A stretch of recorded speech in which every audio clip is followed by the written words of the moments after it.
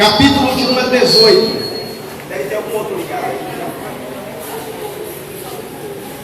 Segundo livro dos Reis, capítulo 18. Os irmãos lá atrás estão estudando bem agora? Sim ou não? Glória a Deus. Segundo livro dos Reis, capítulo 18. Versículo é o versículo de número 1. Nós vamos ler a partir deste versículo e estenderemos a nossa leitura até o versículo de número 6.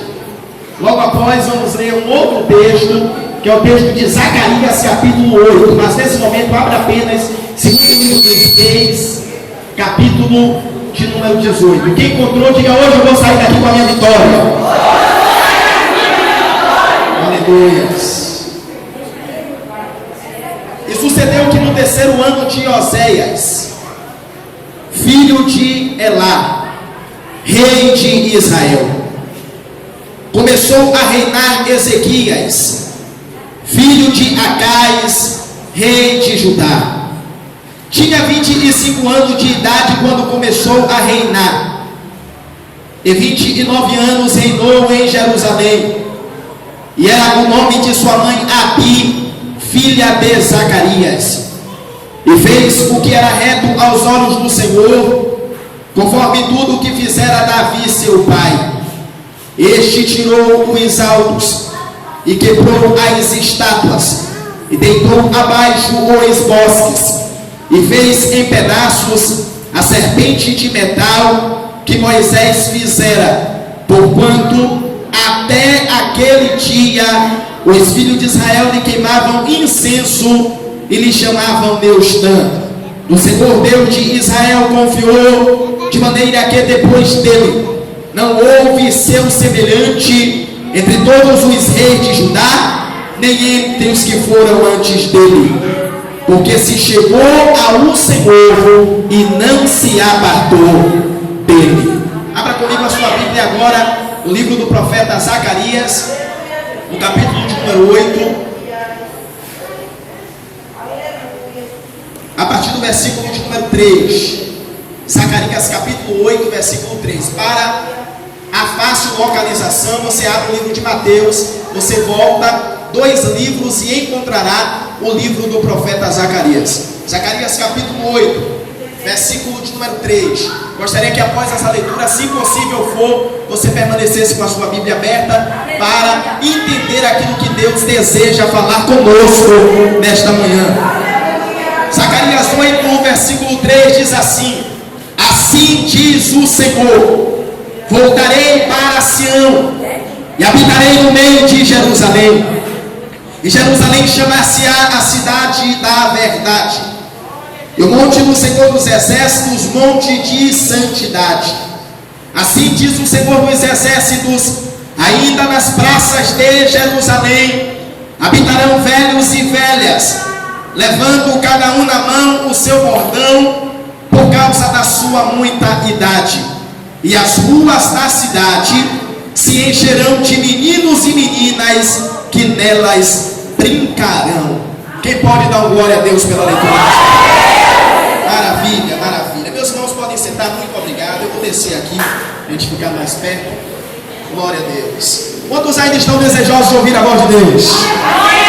Maravilha, maravilha. Meus irmãos, esse primeiro texto que nós lemos, ele encontra-se registrado no livro histórico do Antigo Testamento, que registra tanto a história dos reis de Israel do Reino Unido, quanto a história dos reis de Israel do Reino Dividido, ao qual fala-nos concernente à história do rei Ezequias, que foi um diferencial dentre todos os homens que reinaram em Judá, visto que, segundo esse texto, muito especificamente o versículo de número 5, antes dele e nem tão pouco depois, houve alguém dentro da casa de Judá que a ele fosse semelhante. Isso porque concernente a tempo, a espaço e também a geração, aqueles que vivem coerentemente a vontade do Todo-Poderoso Senhor acabam se tornando um diferencial. E você sabe que ser um diferencial significa ser destaque dentre os demais. É ser a diferença dentro da maioria.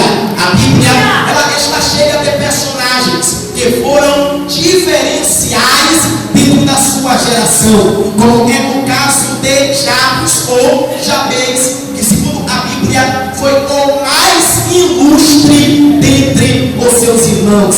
Vejam que segundo a referência bíblica, Jabes ou Jabez, ele não foi considerado mais um homem ilustre, mas segundo a referência bíblica, Jabes ou Jabez, ele foi o mais ilustre, o que me leva a facilmente compreender que Jabes ou Jabez, ele foi a diferença da sua casa. Ele foi o diferencial dentre os seus irmãos.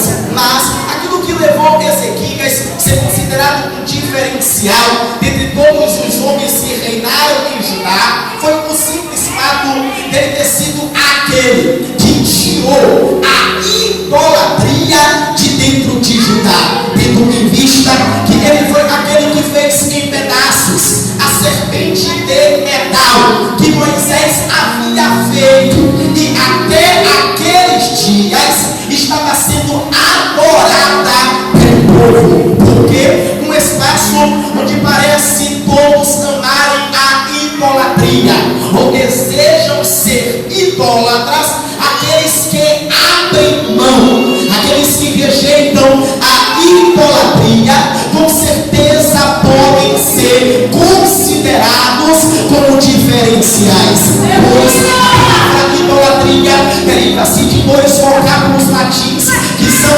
ídolos e latreia, que dentro da sua junção significa adoração a ídolo. E você sabe certamente o que é que significa ídolo. Ídolo é tudo aquilo que assume o lugar que pertence ao Senhor. Tem muita gente que pensa ser ídolo apenas uma imagem, pensa ser ídolo apenas uma escultura, mas ídolo não é apenas uma imagem, ídolo não é apenas uma escultura, mas ídolo é tudo aquilo que assume o lugar que pertence ao Senhor.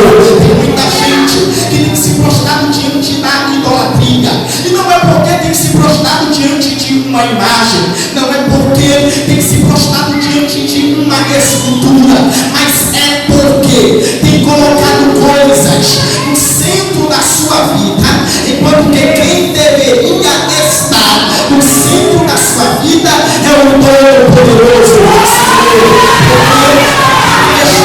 No centro da nossa vida não é o desejo desenfreado pela fama. Quem tem que estar no centro da nossa vida não são até mesmo as riquezas. Quem tem que estar no centro da nossa vida não são os bens materiais, mas quem tem que estar no centro da nossa vida é o grande eu sou. O maravilhoso, é aquele que é o conselheiro, é aquele que é o Pai da eternidade, o príncipe da paz, é o nosso Deus, quem tem que estar no centro da nossa vida. Sabe porque aqueles que se prostram diante da idolatria acabam realizando aquilo que é mal aos olhos do Senhor, e por conseguinte acabam atraindo lutas para si e para aquilo que a si está ligado. Vejam que nesse mesmo livro dos Reis, no capítulo de número 16, que é o rei da Síria, cujo nome se chamava Rezim, juntamente com o rei de Israel, ao qual era Peca, filho de Remalias, fizeram uma aliança para pelejar contra o reino de Judá, que nesse tempo estava sob o comando de Acais, filho de Jobão, filho de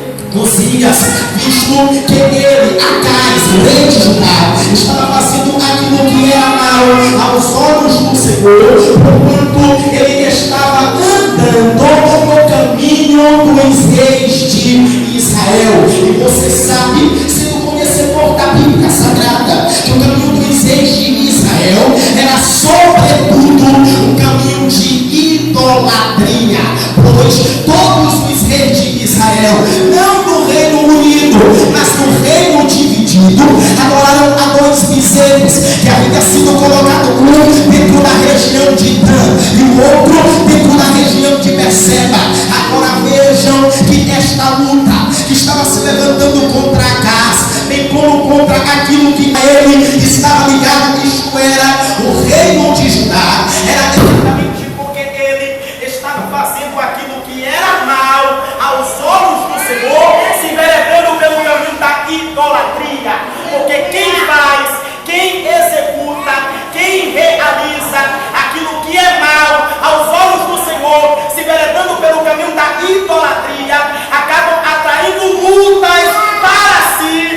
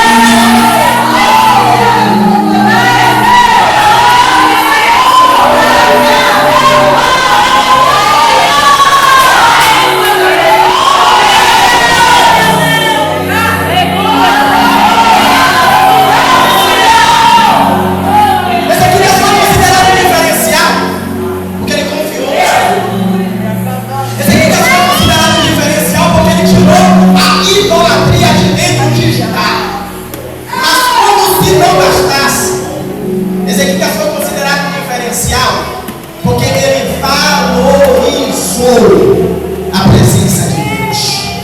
Porque ele se chega para o Senhor e não se aparta dele. Porque numa geração onde parece ser mais fácil valorizar a presença dos homens, que são limitados, que são falíveis, que são propensos a falhas, a erros, aqueles que conseguem valorizar mais do que tudo a presença de Deus, eles são diferentes onde ele chega. Sabe por quê? Porque com a presença de Deus, com a valorização da presença de Deus, ele acaba atraindo para a tua vida qualidades fundamentais para a sua vida cristã. E foi por essa razão que eu fiz questão de ler o texto de Zacarias capítulo 8. Porque aqui o Senhor está dizendo: eu voltarei para Sião e habitarei no meio de Jerusalém. E Jerusalém chama-se-á a cidade da verdade, o mundo do Senhor dos exércitos, onde de santidade. Por causa da sua muita idade, e haverá meninos e meninas nas praças brincando. Porque aqui o Senhor está prometendo trazer a tua presença de volta para um lugar onde ela já havia estado. E agora ela não estava mais. Visto que ele estava dizendo: eu voltarei para Sião e habitarei no meio de Jerusalém. Sião e Jerusalém aqui, na verdade, está falando do mesmo lugar, está falando do mesmo local, onde Deus já havia habitado, onde Deus já havia estado, onde Deus já havia sido o centro, onde Deus já havia controlado, onde Deus já havia comandado. E agora ele não estava mais. Sabe por quê? Porque sempre é da vontade do Senhor nosso Deus voltar a habitar com a sua maravilhosa presença nos lugares onde um dia antes ela já habitou. Tanto é verdade que em Apocalipse capítulo 3 e versículo de 20, o Senhor Jesus Cristo disse: eis que estou à porta e bato. Se alguém ouvir a minha voz e abrir a porta, eu entrarei em sua casa, cearei com ele e ele ceará. Que muito embora esse texto seja citado para as pessoas descrentes, para as pessoas não evangélicas, para as pessoas que ainda não receberam a Cristo como Salvador, que Jesus não estava falando para o descrente. Jesus não estava falando para os não evangélicos. Jesus não estava falando para aqueles que não haviam ou recebido como Salvador. Jesus estava falando para uma igreja. A saber, a igreja de Laodiceia. Uma igreja onde ele já havia estado. Uma igreja onde ele já havia habitado. Uma igreja onde ele já havia sido centro. Uma igreja onde ele já havia comandado. E agora ele estava lá de fora, ao ponto de dizer: eis que estou à porta e bato. Tem muita gente aqui que Deus já foi o centro da sua alma. Deus já esteve no controle da sua vida. Deus já esteve no comando dos seus negócios. E agora sabe onde é que ele está? Ele está aqui fora. E esta manhã está dizendo: eu estou desejando voltar. Você não entendeu? Ele está dizendo: eu estou desejando voltar. Ele está dizendo: eu estou desejando voltar.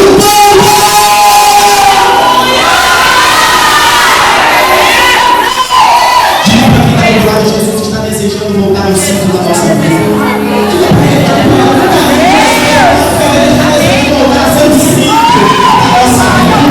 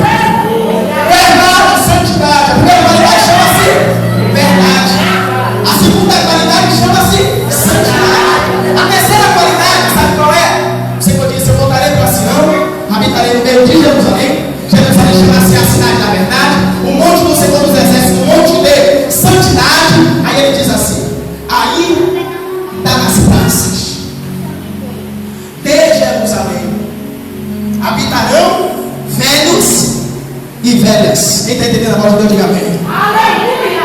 Velhos e velhas, trazendo consigo o seu bordão, por causa da sua muita idade.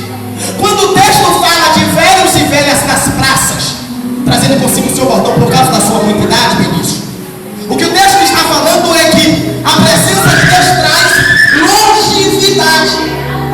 Isto é, traz longos dias.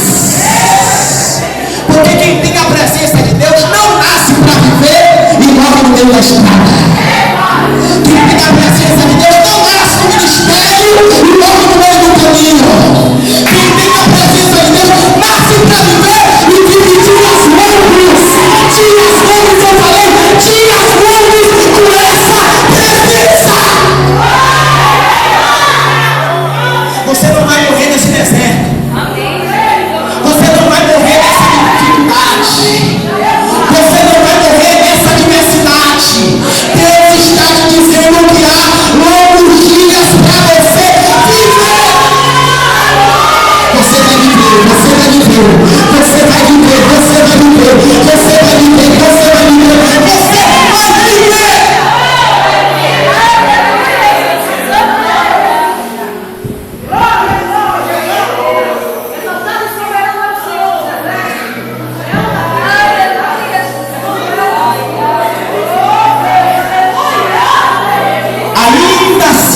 O Senhor nas praças de Jerusalém habitarão meninos e meninas. Vejam que não são homens e mulheres. Habitarão meninos e meninas. Isto fala de crianças. Habitarão meninos e meninas brincando. Meninos e meninas brincando. Eu comigo brincando. Não diz com força, diz brincando. Vai valer agora, 1, 2 e 3. Quando o texto fala que haverá crianças brincando, o texto está falando que haverá alegria.